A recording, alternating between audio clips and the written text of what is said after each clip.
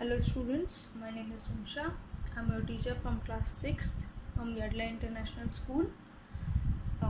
Open your maths books. I hope you remember कि हम इसका चैप्टर 2 पढ़ रहे थे. इसका नाम है होल नंबर्स. हमने स्टार्टिंग के इसके 5 क्वेश्चंस कर लिए थे. ठीक है. इसमें देखिए जो हमने 5th क्वेश्चन किया था इसमें हमने नंबर लाइन में एडिंग करनी सीखी थी कि किस तरह से हम ऐड करते हैं नंबर लाइन पर. अब हमें यहाँ करना है क्वेश्चन नंबर 6 से, जिसमें हम नंबर लाइन पे सब्ट्रैक्ट करना सीखेंगे कि एक्चुअल में नंबर लाइन पे सब्ट्रैक्ट कैसे किया जाता है. ठीक है. तो इसमें हमें करना है 8 - 4. तो जैसे आपको याद होगा पहले वाले क्वेश्चन में जब हम ऐड करते थे तो जो हमें पहला नंबर दिया होता था हम डायरेक्ट उस पर जंप करके जो नेक्स्ट नंबर दिया होता था उतने स्टेप्स लेते थे. ठीक है. इसमें भी हमें सेम ये करना है, बस थोड़ा सा डिफरेंस ये है जैसे इसमें 8 - 4 दिया है, पहले की तरह हम डायरेक्ट 8 पे चले जाएंगे और जो 4 हैं हम उन स्टेप्स को बैकवर्ड लेंगे. प्लस में हम फॉरवर्ड लेते थे, आगे स्टेप्स लेते थे, बट सब्ट्रैक्ट में माइनस में हम पीछे स्टेप्स लेंगे. तो इस तरह से हम इस क्वेश्चन को करेंगे. ठीक है. जैसे आपने 8 - 4 दिया हुआ तो डायरेक्ट आप 8 पे चले आएंगे, 4 स्टेप्स पीछे चले आएंगे. 1 2 3 एंड 4. आंसर क्या आ गया आपका 4. तो इस तरह आप नंबर लाइन पे सब्ट्रैक्शन कर सकते हैं इजीली. ओके. जैसे नेक्स्ट क्वेश्चन है आपका 11 - 5. तो आप डायरेक्ट पहले 11 पे जंप करेंगे. ठीक है. उसके बाद 5 स्टेप्स आप पीछे ले जाओगे. 1 2 3 4 एंड 5. तो आंसर क्या आ गया आपका 6. तो इस तरह से आपको सारे सब्ट्रैक्ट के क्वेश्चन करने हैं. देखिए नेक्स्ट है आपका 5 - 2. आप 5 पे जाओ, फिर 2 स्टेप्स पीछे, then answer is 3. Next is 15 - 5. Jump on 15 and then 5 steps backward. 1 2 3 4 5. And answer is 10. Okay. Next is 10 - 8. Jump to 10 and then 8 steps forward. Backward. 1 2 3 4 5 6 7 8 and then 2.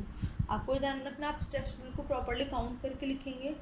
ठीक है. कोई भी गलती नहीं होनी चाहिए. अगर आपने यहाँ स्टेप्स में कोई गलती कर दी तो आपका आंसर गलत आ जाएगा. ठीक है. तो आपको समझ आ गया कि एडिंग कैसे करते हैं नंबर लाइन पे और सब्ट्रैक्शन कैसे करते हैं नंबर लाइन पे. नेक्स्ट है आपका कि आप इसमें मल्टीप्लिकेशन कैसे करते हैं. अब अपना एडिशन सब्ट्रैक्शन तो बहुत ही ईजी था. ठीक है. वो आपको पता चलेगा कि हम नंबर लाइन पे एडिशन और सब्ट्रैक्शन कैसे करते हैं. अब नेक्स्ट है हमारा हम नंबर लाइन पे मल्टीप्लिकेशन कैसे करते हैं. ठीक है. तो सबसे पहले आप क्या करोगे,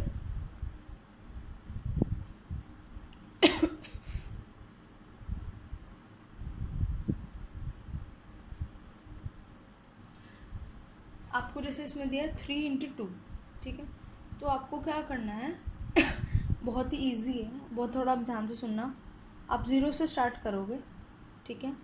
आपको यहाँ दिया 3, तो यानी कि आप पहले 3 पे जंप कर दोगे. नेक्स्ट आपको क्या दिया 2.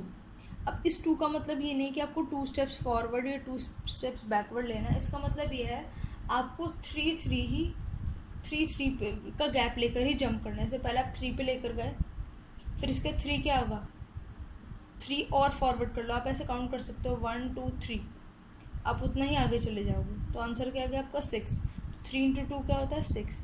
तो इस तरह से आप मल्टीप्लिकेशन कर सकते हो.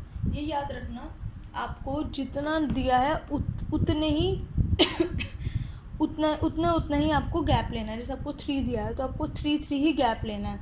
और कितनी बारी गैप लेना है, जो आपको ये दिया, आपको 2 दिया तो आपने देखो 2 टाइम्स ऐसे आपने जंप किया. ठीक है.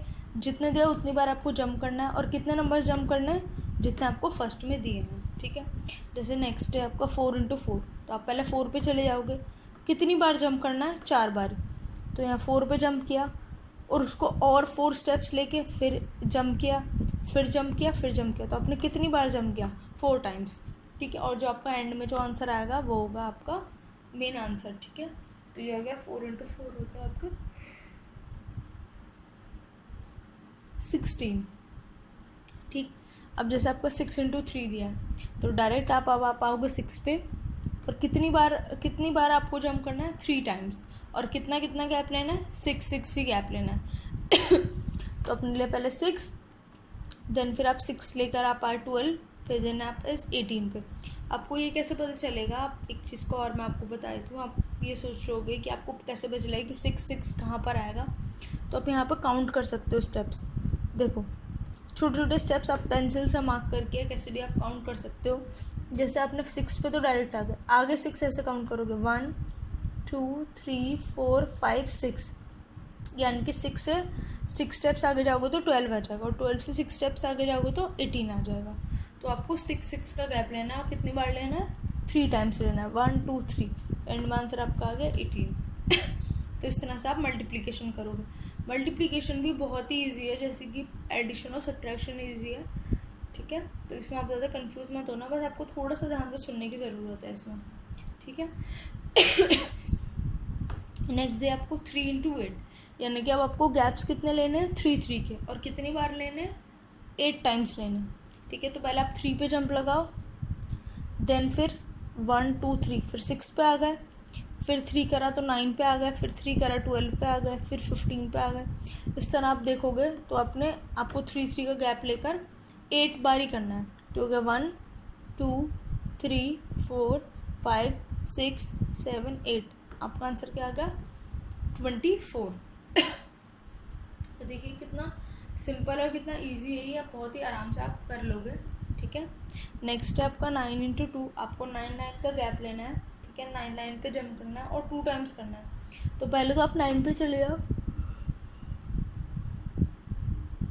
उसके आगे अगर आप और 9 आगे जाना है तो आप इसे काउंट कर सकते हो। देखो 1 2 3 4 5 6 7 8 9, तो दूसरा 9 आपका किस पे आ गया, 18 पे। आपको 2 बारी जंप करना था, तो एक बारी जंप ही है, दूसरी बारी जंप ही, आपका आंसर क्या आ गया 18।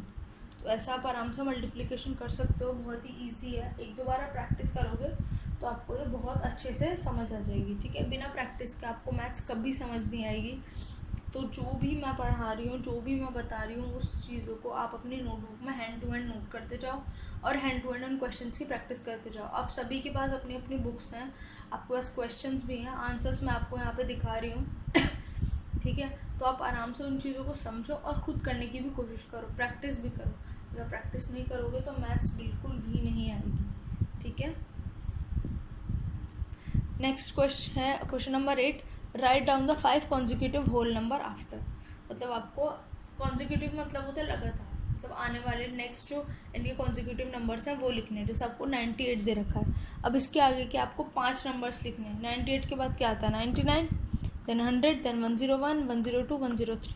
इट्स वेरी सिंपल, बहुत ही सिंपल काउंटिंग है, आपको बस वो काउंटिंग ही लिखनी है। जैसे आपको दिया 716, इसका नेक्स्ट हो गया 717, 718, 719, 720, 721, ठीक है। तो बहुत ईजी है ये, ठीक।